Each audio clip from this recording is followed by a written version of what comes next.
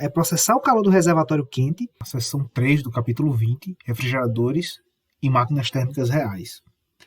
Poderíamos também falar em bombas de calor nessa seção, e vamos falar sobre isso. Então, em uma máquina térmica, a direção do fluxo de calor é do reservatório quente para o reservatório frio. Essa é a direção natural do calor, o fluxo de calor, como a gente viu pela segunda lei da termodinâmica e vimos nas sessões anteriores. Então, o papel da máquina térmica é processar o calor do reservatório quente para realizar trabalho útil. Agora, e caso a gente queira transferir do reservatório frio, transferir calor do reservatório frio para o reservatório quente? Como é que a gente vai fazer isso?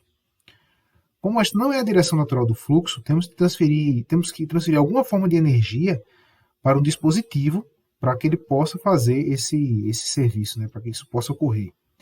Então, os dispositivos que executam essas tarefas são chamados bombas de calor ou refrigeradores. Então, a figura 2014 do Halliday, essa figura aqui, é uma representação esquemática de uma bomba de calor. A temperatura no reservatório frio é TF, aqui. A temperatura do reservatório quente é TQ, está aqui representado. E o calor absorvido pela bomba de calor é QF. Essa representação aqui, esse quadradinho, representa a bomba de calor que está recebendo, olha, QF, calor da fonte fria. Energia fornecida ao sistema, que modelamos como trabalho W, e o trabalho retirado da bomba, que é QQ. Energia, e o trabalho W, aliás, está aqui, entrando na máquina, na bomba de calor, e o que sai é para a fonte quente, é QQ. Então, essa figura, isso aqui é a representação esquemática de uma bomba de calor, que absorve o calor QF de um reservatório frio e rejeita QQ para um reservatório quente. O trabalho realizado pela bomba de calor é exatamente W. Então, as bombas de calor têm sido muito populares para a refrigeração de domicílios, onde são chamadas de condicionadores de ar. E agora estão se tornando populares para finalidades de aquecimento também. Agora, na modalidade de aquecimento, um fluido refrigerador circulante absorve o calor do ar exterior, o reservatório frio, e o libera para o interior da estrutura, que é o reservatório quente. O fluido geralmente está na forma de um vapor a baixa pressão, quando as serpentinas da parte exterior da unidade, quando absorve o calor do ar ou do solo. Então, o gás que é colocado nas serpentinas, no sistema de gás da bomba, é comprimido em um vapor quente, de alta pressão, e entra na parte interior da unidade, onde se condensa em um líquido e libera o calor armazenado. Um condicionador de ar é simplesmente uma bomba de calor invertida, com o exterior e interior trocados. O interior do domicílio é o reservatório frio e o ar é o reservatório quente. A efetividade de uma bomba de calor é descrita em termos de um número denominado coeficiente de desempenho.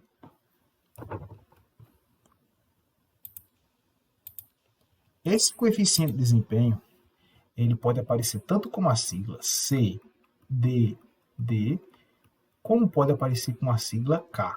O Halliday ele utiliza o K, um K maiúsculo, como coeficiente de desempenho. Na modalidade de aquecimento, ele é definido como a razão entre o calor transferido para o reservatório quente e o trabalho necessário para transferir essa energia. Então, quando a gente está falando de aquecimento, eu posso dizer que o K é igual ao calor transferido, QQ, para o reservatório quente, que é esse aqui, ó.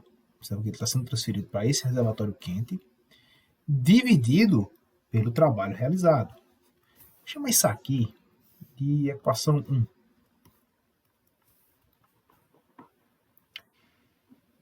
Então, se a temperatura girar em torno de menos 4 graus Celsius, ou então mais elevada, o K para uma bomba de calor é de aproximadamente 4. O que é que isso quer dizer? Que o calor transferido para dentro da casa é aproximadamente 4 vezes maior do que o trabalho feito pelo compressor na bomba de calor.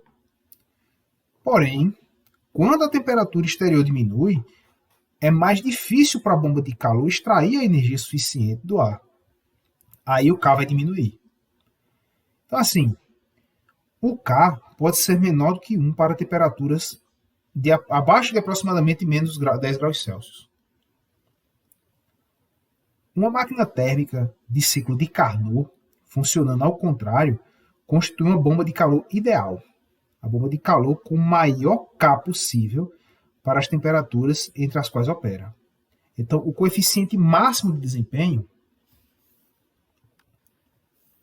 vai ser o CDD de Carnot, ou K de Carnot, seria o máximo, é TQ sobre TQ menos TF. Chama isso aqui de equação 2. Embora as bombas de calor sejam produtos relativamente novos no aquecimento, o refrigerador já é um dispositivo padrão em residências há anos, e corporações também. O refrigerador refrigera seu interior bombeando o calor dos compartimentos de armazenamento de alimentos para o ar mais quente no exterior. Durante sua operação, o refrigerador remove o calor QF de seu interior e, no processo, seu motor realiza um trabalho W. O K de um refrigerador ou de uma bomba de calor usada em seu ciclo de refrigeração já tem uma definição diferente. Eu já posso escrever que o K de um refrigerador, ou o coeficiente de desempenho, vai ser módulo de QF dividido pelo trabalho. Isso aqui vai aparecer no Halliday. O Halliday vai chamar essa expressão aqui de 2014.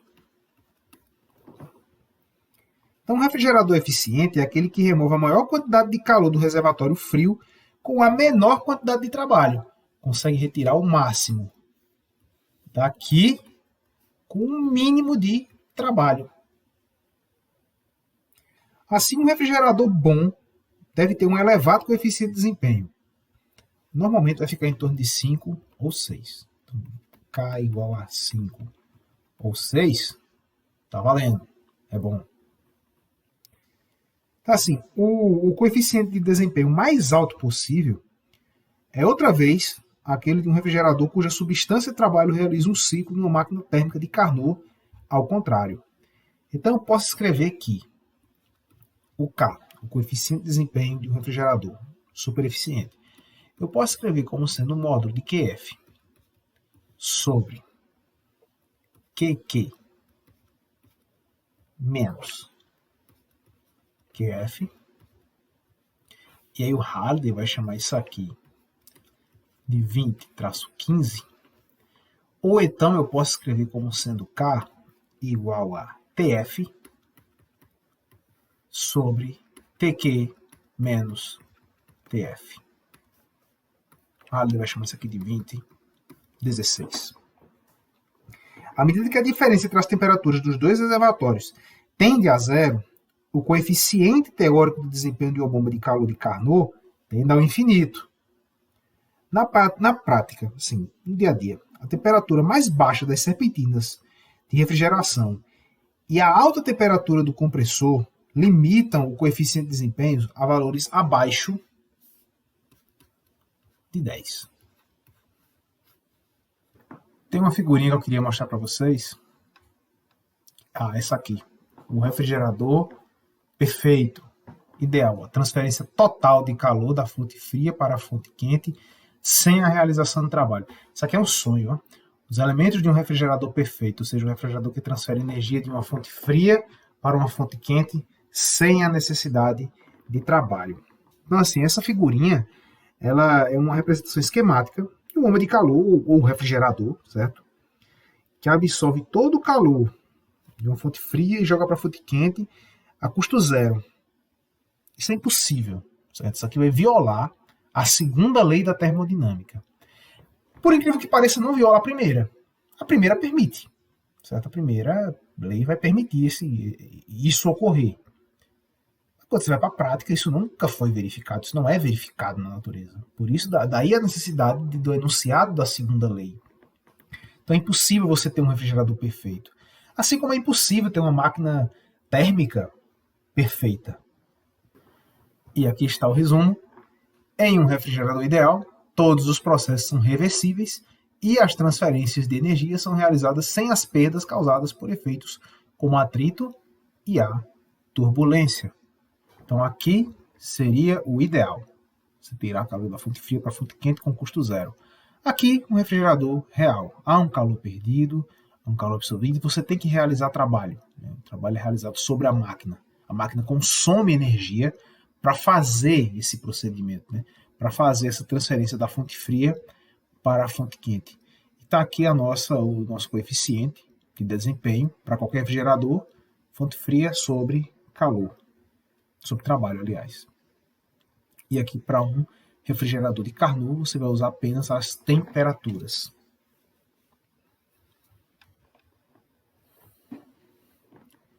Uma visão estatística da entropia. Suponha que você queira esfriar um pedaço quente de pizza colocando em um bloco de gelo. Você certamente será bem sucedido, porque em todas as situações similares, a transferência de calor sempre ocorre de um corpo quente para um corpo frio. Porém, nada na primeira lei da termodinâmica diz que essa transferência de calor não poderia ocorrer no sentido oposto.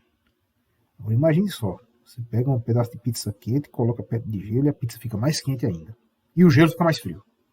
Fica mais ainda, a temperatura mais negativa. Então quem vai determinar essa direção é exatamente a segunda lei da termodinâmica, como a gente acabou de ver na sessão anterior. Então eu vou até voltar para aquela figurinha.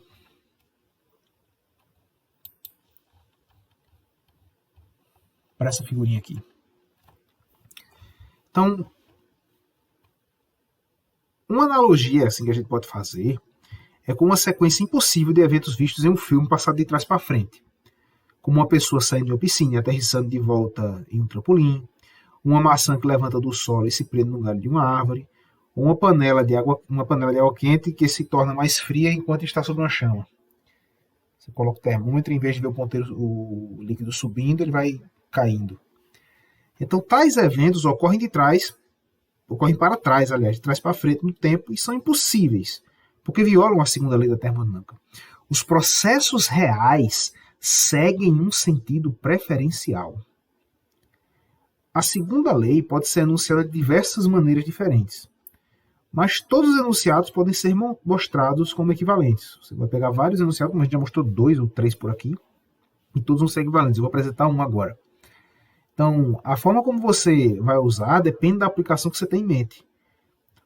Exemplo, se você está interessado na transferência do calor entre a pizza e o gelo, que a gente comentou agora, a gente pode se concentrar no enunciado de Clausius, da segunda lei da termodinâmica, que diz o seguinte: o calor não flui espontaneamente de um corpo frio para um corpo quente. Isso é uma forma de enunciar a segunda lei da termodinâmica. Então, a figura 2015, que é essa figurinha aí do nosso refrigerador perfeito, mostra uma bomba de calor que viola exatamente a segunda lei da termodinâmica. O calor está sendo transferido do reservatório frio para o reservatório quente sem realizar trabalho nenhum. Então, assim, à primeira vista, esse enunciado da segunda lei parece ser bem diferente daqueles apresentados anteriormente. Mas todos são de fato equivalentes, no mesmo sentido. Eu não vou demonstrar, mas todos você pode... Se você provar que esse enunciado está falso, os outros também estarão. Então, considere qualquer processo infinitesimal para um sistema entre dois estados de equilíbrio. Então, se eu vou escrever aqui, ó, D, Q, e eu vou colocar um índicezinho R aqui, certo? Esse índicezinho é novo, eu vou deixar. Esse Rzinho aqui é para nos lembrar que é de reversível.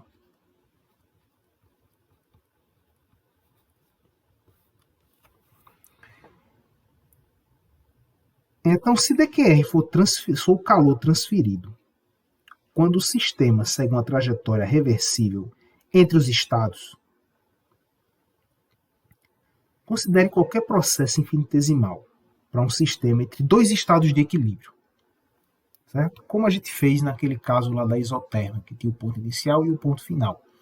Tinha uma expansão livre, isotérmica, e a gente substituiu por aquela caixinha com bolinhas de chumbo no êmbolo, que a gente ia retirando devagarinho e ia montando o processo. Deixa eu mostrar aqui para a gente relembrar. Aqui, nós temos aqui uma expansão livre. O sistema está, as moléculas todas concentradas de um lado, aqui tem vácuo, eu abro a válvula e aí eu tenho a configuração inicial, configuração final. Venho num diagrama, ploto aqui a pressão, juntamente com o volume, no estado inicial, que é esse daqui. No estágio final eu venho, tive o aumento de volume, a diminuição de pressão, venho e marco aqui. Eu simplesmente não posso afirmar nada sobre esse sistema, certo? Então, sobre a transformação, sobre a trajetória, né? Como saiu de I para F. Então, vou substituir esse fenômeno por um outro que eu possa controlar em laboratório. E aí eu forneço calor, mantenho uma certa temperatura, coloco esferas de chumbo. Essa fonte de calor é apenas para manter a temperatura constante, visto que a temperatura não mudou aqui nesse processo. Então, eu tenho que ter uma fonte de calor para manter a temperatura aproximadamente constante. E vou retirando as esferas de chumbo. E eu troquei aquele processo irreversível lá de cima por um processo reversível. E agora eu tenho uma trajetória que liga os pontos I ao ponto F. O ponto I ao ponto F. Então, se DQR for a quantidade de calor transferido quando o sistema segue uma trajetória reversível entre dois estados quaisquer, ou melhor, aqueles dois estados que a gente enunciou, a variação da entropia, independentemente da trajetória real seguida, é igual a esse valor transferido ao longo da trajetória reversível dividido pela temperatura absoluta do sistema. Nós já vimos isso. Você pega isso aqui, divide por T, e nós temos um ds. Vou chamar isso aqui de equação 3. Então, lembrando que esse Rzinho desse DQR é apenas um lembrete de que o calor deve ser determinado ao longo de uma trajetória reversível, mesmo que o sistema possa realmente seguir uma trajetória irreversível, como é o nosso caso, aquele exemplo do começo do capítulo. Então, a gente tem que modelar um processo não reversível por meio de um processo reversível, entre os mesmos estados inicial e final, para poder calcular a variação de entropia. Nesse caso, o modelo pode não ser totalmente próximo do processo real. Mas esta não é uma preocupação, porque a variação de entropia depende somente do estado inicial e do estado final. As únicas exigências são que o processo deve ser reversível e deve conectar os estados inicial e o estado final. Quando o calor é absorvido pelo sistema, esse DQR é positivo, e assim a entropia aumenta. Quando o calor é rejeitado pelo sistema, o DQR é negativo, e a entropia diminui. Então, observe essa equação 3. Observe que essa equação 3 não define a entropia, mas a variação da entropia. Assim, a quantidade significativa de uma descrição de um processo é a variação da entropia. Com essa equação 3, a gente tem uma representação matemática da variação da entropia, mas a gente não desenvolveu nenhuma representação mental do seu significado. Então, a partir de agora, a gente vai explorar diversos aspectos da entropia que permitirão a gente ter uma compreensão um pouco melhor, certo? Então, a entropia originalmente encontrou seu lugar na termodinâmica, mas sua importância cresceu tremendamente à medida que o campo da física, chamado mecânica estatística, se desenvolveu. Porque este método de análise forneceu uma maneira alternativa de interpretar a entropia. Na mecânica estatística, o comportamento de uma substância é descrito em termos do comportamento estatístico de seu grande número de átomos e moléculas. A teoria cinética dos gases, que a gente estudou no capítulo 19, é um exemplo desse enfoque estatístico. Um dos principais resultados desse tratamento é o princípio de que sistemas isolados tendem à desordem e a entropia é uma medida dessa desordem. Então, você não vai sair por aí dizendo que a entropia é desordem do sistema. Não, é uma medida, é uma das formas que nós podemos enxergar. Então, para compreender essa noção, a gente introduz uma distinção entre microestados e macroestados para um sistema. Como é que a gente pode fazer isso? Observe um exemplo bem longe. Vou pegar um exemplo aqui bem distinto aqui, na termodinâmica. Vou pegar aqui. Vamos dizer que você queira jogar dados em um cassino, certo?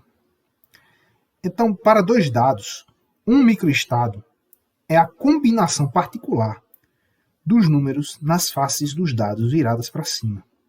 Por exemplo, 1 e 3 e 2 e 4 são dois microestados diferentes, como você pode ver aí na figura na tela.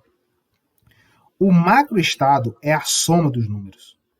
Assim, os macroestados para os dois microestados do exemplo são 4 e 6. 1 mais 3 dá 4, 2 mais 4 dá 6. Então, o microestado é 1 e 3, o macroestado é 4. Os microestados, né, são 2 e 4, o macroestado é 6. Agora, aqui está a noção central de que a gente necessita para a gente entender o que é entropia. O número de microestados associados a um determinado macroestado não é o mesmo para todos os macroestados. E o macroestado mais provável é aquele com o maior número de microestados possíveis. O macroestado de 7, por exemplo, nesse pai, no nosso par, tem 6 microestados possíveis. Você pode ter os dados 1 e 6, você pode ter os dados 2 e 5, 3 e 4, 4 e 3, 5 e 2 e 6 e 1. Olha, quer ver? Aqui. Todos os macroestados 7 possíveis. Tem essas 7 possibilidades. Agora, para o macroestado 2, só tem uma possibilidade. 1 e 1. Então, um macroestado de 7 tem 6 vezes mais microestados que um macroestado de 2. E é, consequentemente, 6 vezes mais provável. De fato, o macroestado de 7 é o macroestado mais provável para os dois dados. O jogo de dados é construído em torno das probabilidades de vários macroestados. Então, considere o macroestado de baixa probabilidade 2, certo? A única maneira de consegui-lo é obter o valor 1 em cada dado, que é esse aqui, 1 e 1. Dizemos que esse macroestado tem um elevado grau de ordem. Temos de ordem um valor 1 em cada dado para que ele exista. Entretanto, considerando os microestados possíveis para um macroestado de 7, vemos 6 possibilidades. Olha só, 6 possibilidades. Este macroestado é mais desordenado, porque são possíveis diversos microestados que resultarão no mesmo macroestado. Assim, a gente pode concluir que os macroestados de elevada probabilidade são macroestados desordenados, e os macroestados de baixa probabilidade são macroestados ordenados.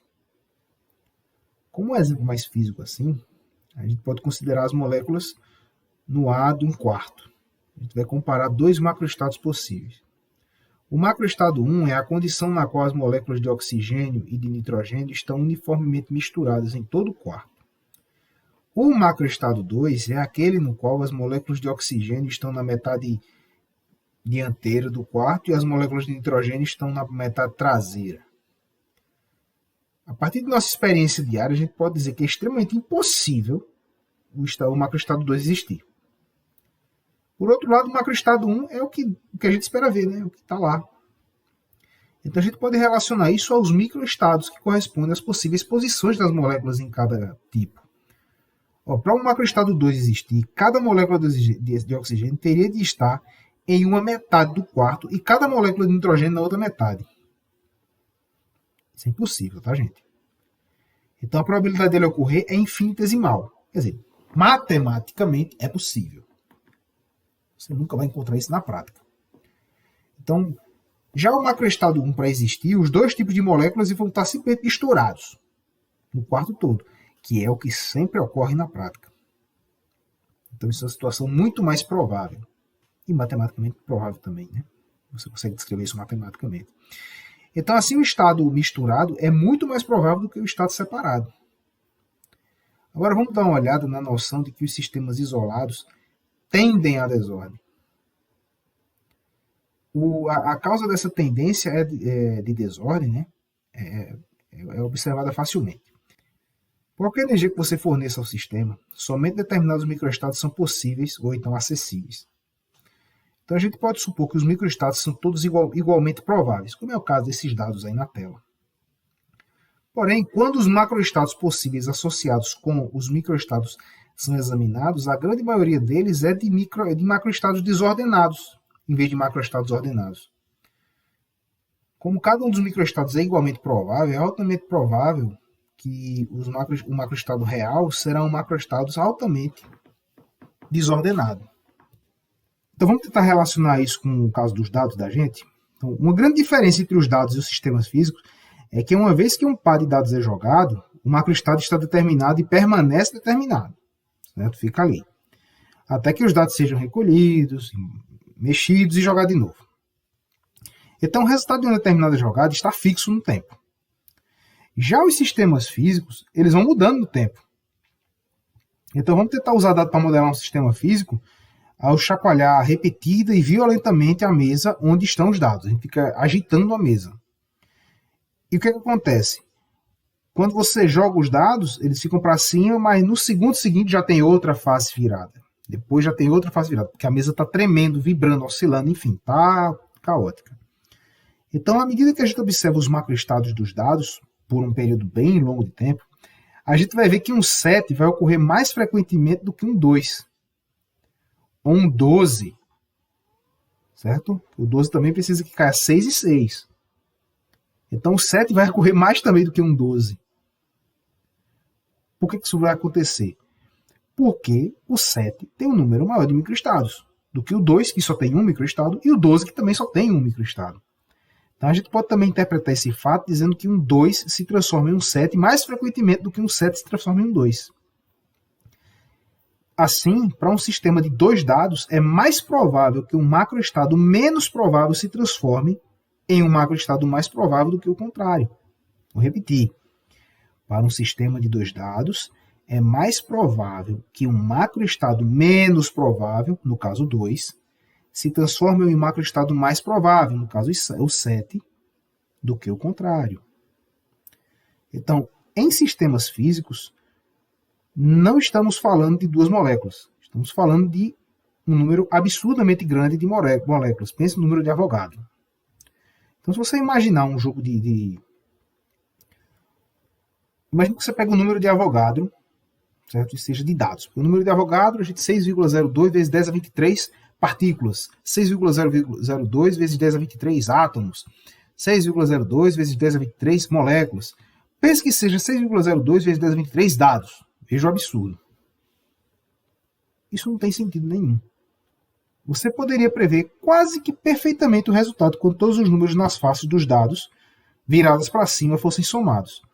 Se os números das faces dos dados fossem somados ao ritmo de um dado por segundo, seriam mais de 19 trilhões de anos para calcular os resultados de somente uma jogada. Veja só. De tão grande que é o número de Avogadro. Então, por que está lidando? Isso ocorre porque você está lidando com estatística de um número absurdamente grande de dados. Então, é com esse tipo de estatística que temos que lidar quando a gente trabalha com o número de Avogadro de moléculas. O macroestado pode ser bem previsto, mesmo que o sistema inicie em um estado muito baixo de probabilidade. Exemplo, moléculas de nitrogênio e hidrogênio estejam separadas em um quarto por uma membrana, que então é perfurada, como o caso lá da expansão livre.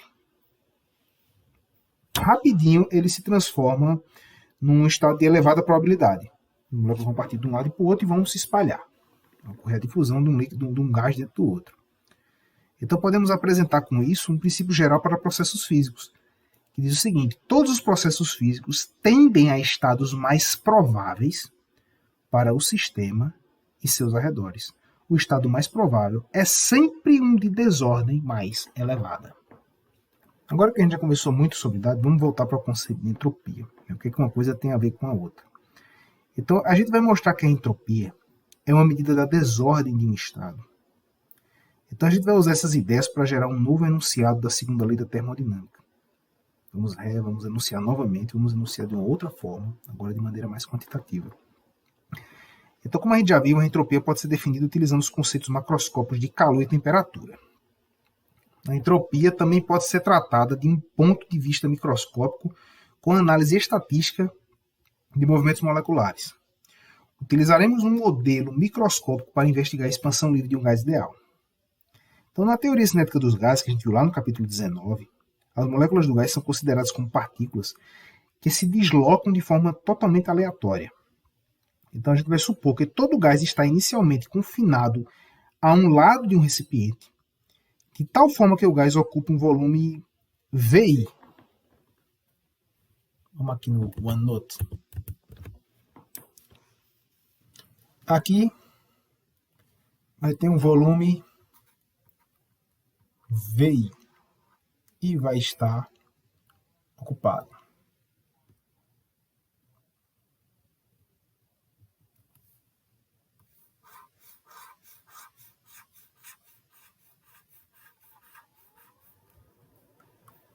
Desse lado, eu tenho um vácuo. Então, quando a divisória que separa esses dois lados do recipiente é removida, as moléculas vão ser distribuídas de alguma forma por todo o recipiente maior. E aí agora eu vou ter o seguinte.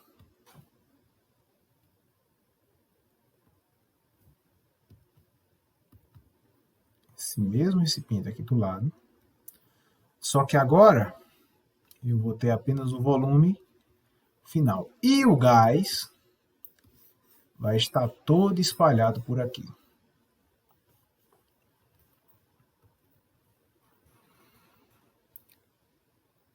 A natureza exata da distribuição é uma questão total de probabilidade. Então, essa probabilidade pode ser determinada primeiramente encontrando-se as probabilidades para a variedade de posições moleculares envolvidas no processo de expansão livre. Então, assim, depois que a divisória é removida, e antes que as moléculas tenham a chance de rapidamente ocupar a outra metade do recipiente, todas as moléculas estão no volume inicial I. Então, vamos estimar a probabilidade das moléculas chegando a uma determinada configuração com os movimentos aleatórios naturais, dentro de um volume maior VF. Suponha que cada molécula ocupa um volume microscópico Vm, seja Vm, então, o volume de uma molécula. Vm.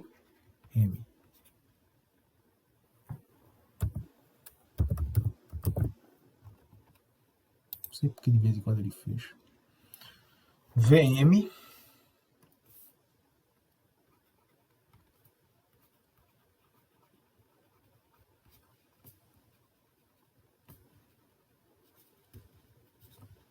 volume de uma molécula. E cada posição dessa molécula é igualmente provável. Assim, o número total de posições possíveis desta molécula em um volume macroscópico VI é a razão WI VI sobre VM. Então, o número total de posições possíveis eu vou chamar de WI. Vai ser VI, que é esse volume aqui, inicial, sobre VM. Esse é o número total de posições possíveis para uma determinada molécula, para a molécula I.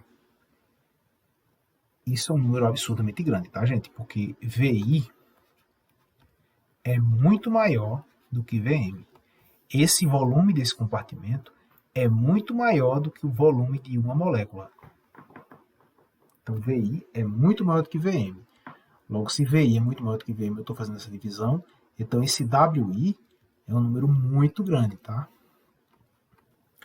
Então, esse W, ele representa o número de maneiras de encontrar a molécula no volume. Cada maneira é um microestado. Vamos anotar isso aqui. W é o número de maneiras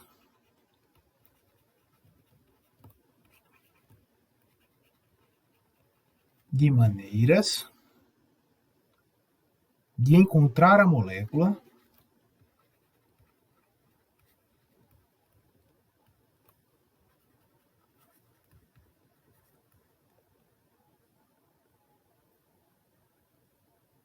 no volume. Que no caso, nesse presente caso, vai ser VI. Cada maneira é um microestado. Lembra da definição dos dados que a gente fez agora há pouco.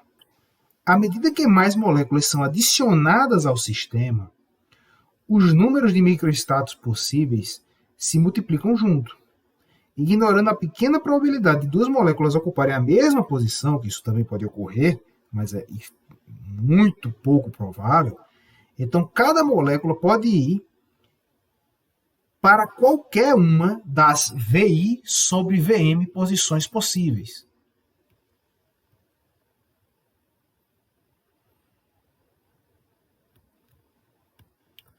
Cada uma pode vir para qualquer uma dessas posições. Deixa eu ver essa cor se não ficou mais clara.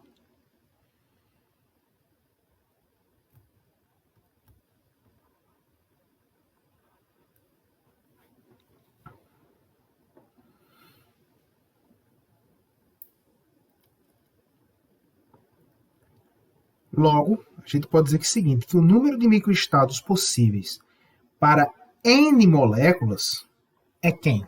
Ora, eu vou definir.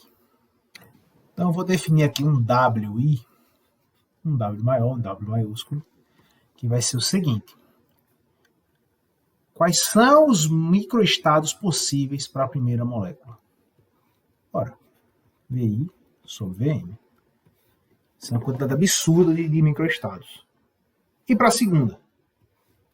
Com outra igualzinha a ela, VI sobre VM. Que é outro número absurdamente grande. Na verdade é igual, né? Eu estou desprezando a probabilidade de duas estarem no mesmo lugar. Outra. VM. Isso aqui são números absurdamente grandes. Até a enésima molécula. Já temos um número finito.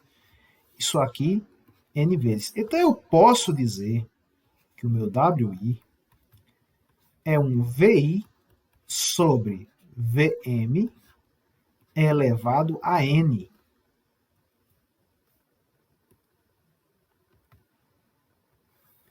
Isso inicialmente. Por que inicialmente? Porque inicialmente eu tinha esse volume aqui. Ó. Esse volume estava disponível. Só que essa membrana foi removida. Uma vez que essa membrana foi removida, eu tenho todo esse volume aqui disponível. Com todo esse volume disponível, eu posso escrever um W final. Quem vai ser o W final? Qual vai ser o número de macroestados finais? Agora já não é mais o VI, agora é VF, dividido pelo volume de cada molécula elevado a N. Então, à medida que mais moléculas são adicionadas ao sistema, os números de microestados possíveis se multiplicam juntos. Então, a probabilidade de um determinado macroestado é proporcional ao número de microestados que correspondem ao macroestado. Assim, as probabilidades de ocorrência de determinado macroestado inicial e final, né, a gente pode escrever assim. Agora eu vou escrever as probabilidades. Então, a probabilidade de um microestado inicial vai ser uma constante vezes esse WI. Porque esse número de microestados vai influenciar diretamente a minha probabilidade. Lembra do exemplo dos dados. O exemplo dos dados que a gente viu aqui. Esse macroestado é mais provável do que esse. Mas a gente não quantificou, porque precisaria saber o número de lançamentos que a gente ia realizar, o número de experimentos que a gente ia realizar. A partir do número de experimentos, a partir do número de realizações que forem realizadas, aí a gente poderia calcular a probabilidade para aquele experimento especificamente. Para determinado número de lançamentos, então você pode calcular as probabilidades, porque não vão sair somente 7 e 2, vão sair outros números também. E se você tem um número suficientemente grande de lançamentos, então outros números serão prováveis. Então teremos do 2 até o 12. E aí a gente pode escrever as probabilidades de cada um deles. No caso aqui, como a gente está lidando com a probabilidade, com uma quantidade absurdamente grande de moléculas, de microestados possíveis, então eu vou dizer o seguinte, que a minha probabilidade ela é proporcional a esses microestados, a essas formas de organização, a essa quantidade de microestados. E eu vou precisar de uma constante para tornar isso aqui igual. Quanto a essa constante, não sei. Também não vamos determinar, não será necessário. E a minha PF, a minha probabilidade, no estado final, já que eu tenho um volume maior, vai ser a mesma constante C vezes esse número WF de microestados. Então vamos calcular a razão entre essas duas probabilidades? A razão entre PF e PI. É isso que vai nos interessar. Então, se eu calcular PF sobre PI, eu vou usar C WF dividido por C WI. Opa, já posso fazer um cancelamento aqui. Quem é WF? WF é VF sobre VM elevado a N. Dividido por VI sobre VM elevado a N. Igual. Divisão de fração, repete a primeira, vezes o inverso da segunda, tudo elevado a N. Posso fazer um cancelamento de VM com VM, e eu fico com VF sobre VI elevado a N. Então, para facilitar a minha vida,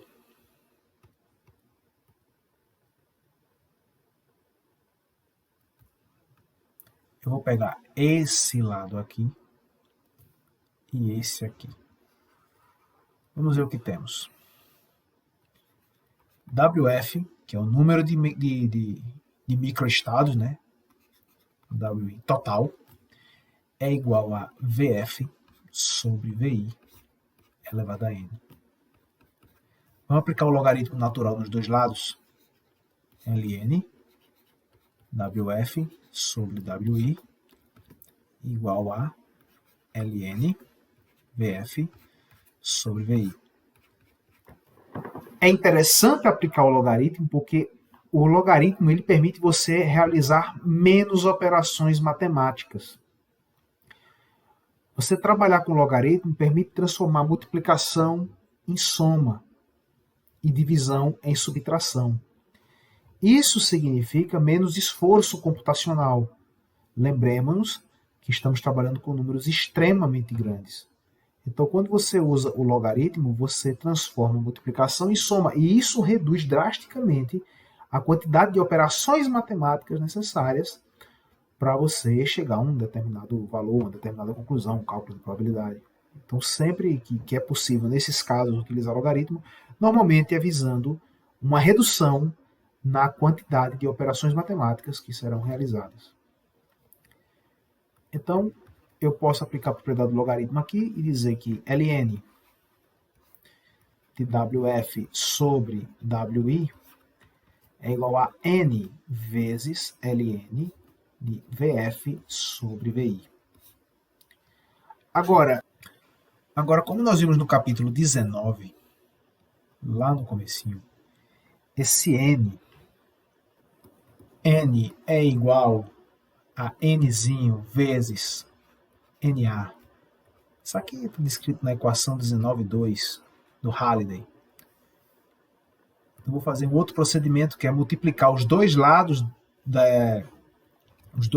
dessa equação pela constante de Boltzmann e usar a equação 19.2.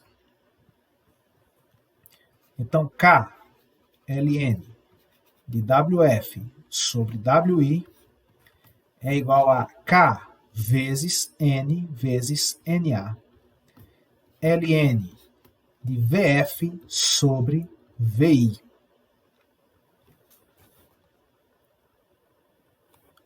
Agora note outro detalhe. K está multiplicando NA. K vezes NA, pela equação 19.7 do Halliday, nos diz que K é igual a R sobre NA. Ou seja, o R, que é a minha constante universal dos gases, é K vezes NA. Isso aqui é a equação 19.7 do Halliday. Então, eu ainda posso reescrever essa equação assim. K ln de WF sobre WI igual a N R ln de VF sobre VI. Agora eu vou precisar usar uma outra equação. A equação 2004 do Halliday nos diz que ΔS é igual a S final menos S inicial igual a NRLN de VF sobre VI mais NCV LN de TF sobre TI. Nós deduzimos essa equação. Se o processo for isotérmico, então esse último fator aqui vai a zero, porque TF igual a TI, e aí vai ficar LN de 1, e isso aqui vai a zero. E aí vamos ficar com esse resultado. A variação de entropia é igual a NR LN de VF sobre VI, que é igual a esse termo aqui. R, NR, LN de VF sobre VI. Então, eu posso dizer que se esse termo aqui é igual a esse, logo ΔS é igual a esse valor aqui. Então, eu posso escrever que ΔS é igual a KLN de WF sobre WI. Então, quem é ΔS? É S final menos S inicial, que eu posso escrever como sendo KLN de WF menos KLN de WI. Logo, eu posso dizer que a entropia F depende do número de microestados. Então, SF, WF, SI, WI. Então, eu posso dizer que S é igual a KLN do número de microestados.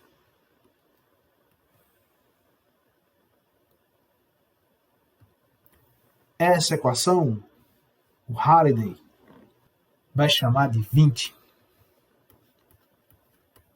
21, que é a equação da entropia de Boltzmann. Equação da entropia Boltzmann.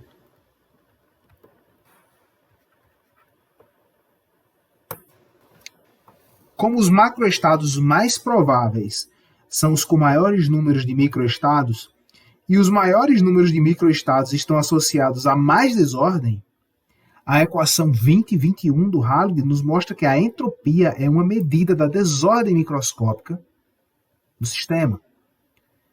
Embora essa nossa discussão tenha utilizado um exemplo específico da expansão livre de um gás ideal, um desenvolvimento mais rigoroso da interpretação estatística da entropia conduz à mesma conclusão. É interessante como você pode relacionar o mundo da probabilidade, o mundo do lançamento de dados, com a grandeza física.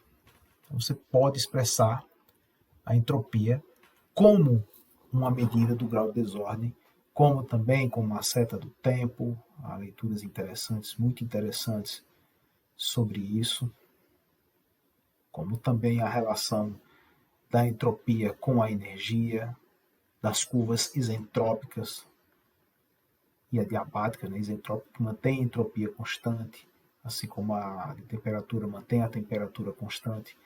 É muito interessante essa relação entre uma grandeza que pode ser enxergada também como uma grandeza puramente estatística. Você vê em trabalhos de estatística mesmo, usando o conceito de entropia, né, entropia de Shannon e outras entropias que você pode calcular também, e a relação com o sistema físico.